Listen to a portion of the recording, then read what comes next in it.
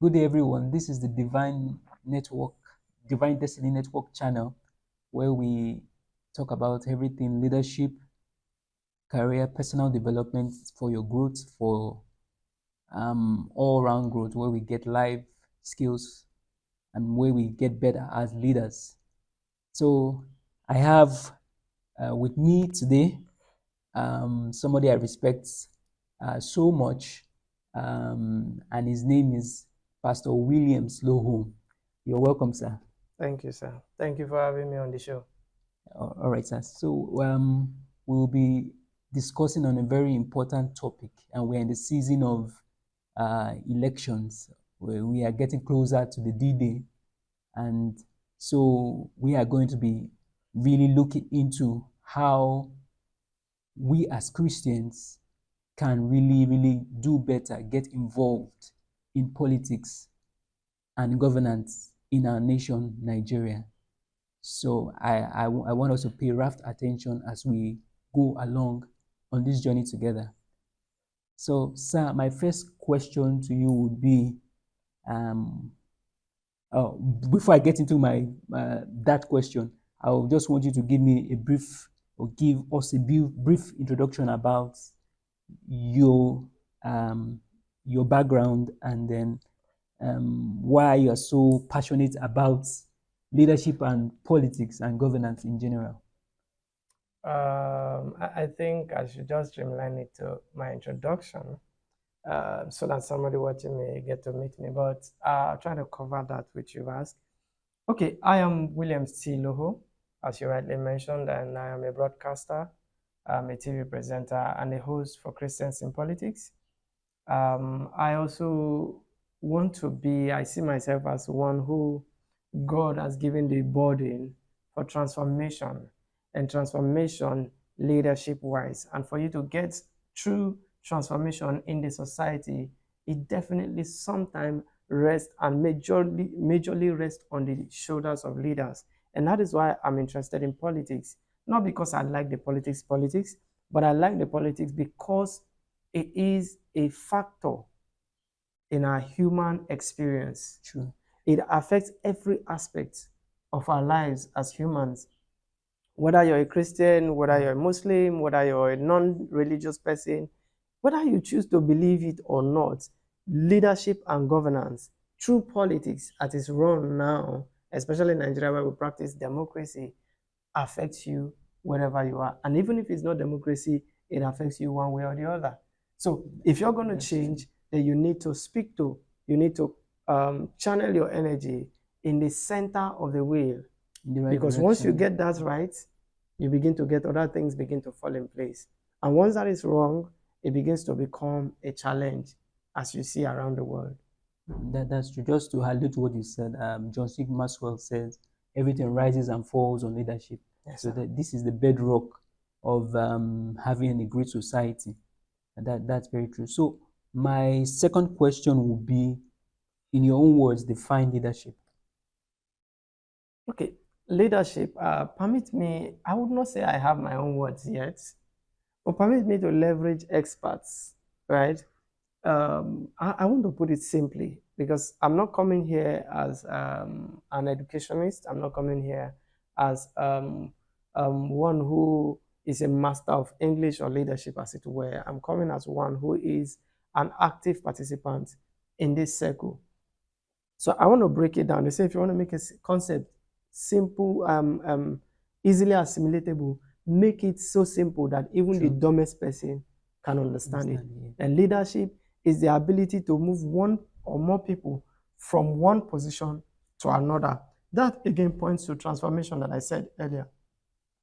How you make people move from local life to a better civilized life.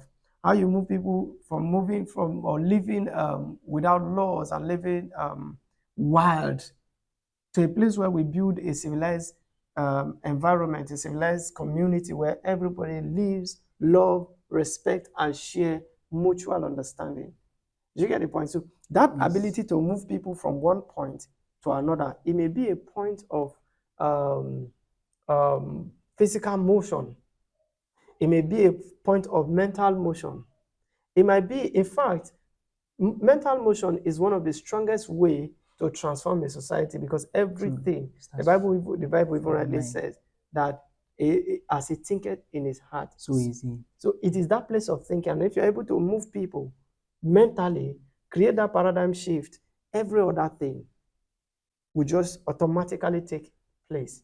So leadership is that ability to influence people, to move them from one point to the other, as Pastor Sam Adeyemi will rightly say all the time. Yeah, that's well said. So the other question that is very pertinent in all discourse, the discussion for today is, what role do you think our parents can play in or should play in giving us uh, um, children or people who would be ready for leadership even from a very young age? I am reminded of the African saying that said, charity begins at home. True. Charity begins at home. And if you take away that charity, permit me to alter it a little bit, and replace it with leadership, it also tells you that leadership begins at home. So the point is, if parents, and why we're complaining around the world today, is because we've had a failed home system, a failed parental system. And that's why it looks like the whole world is, look at every aspect throughout the generations. I'm not even talking about now. I'm not even talking about what is happening around the Middle East. I'm talking about what is happening, what has happened since human existence. The people who have troubled the society very well, trace them. You will see that the foundation was at home. True. Parents who grew up sometimes without a father, sometimes without a mother, sometimes without any parental figure, who lived in the wild, who struggled for survival. So when they get into a place of leadership, that is all they know. And that is what they are going to play out. So it is important and very important. In fact, for the church, it is utmost important. Because if you go back to the Bible again, God created the man and the woman, which is the first unit of the home. And if you read through the Bible, you realize that it said, I know Abraham, for he will train his household. So you cannot say you are doing Christianity if you are not intentional about leadership at home. And how do you teach them leadership? Two key components. Number one, teach them to be responsible. Number two, teach them to be loving, to show love. And in showing love, you must serve. True. Responsible is that something goes wrong, you're willing to take responsibility for it, to fix it, apologize, or do what is needed to go past that. Then love goes beyond, God, love covers a lot of things, but let me just break it into two. Number one is that you must be willing to serve. So love is not about you first. And that's what we see in 1 Corinthians 13. It's not about you and what you get or how you feel. It's about how you treat others. And again, service is what you intentionally do for the benefit of others. Now, it may look like, because sometimes people have argued that karma is a myth, or what goes around comes around is not true anymore. The truth is, what goes around comes around. There will be people who will fail you.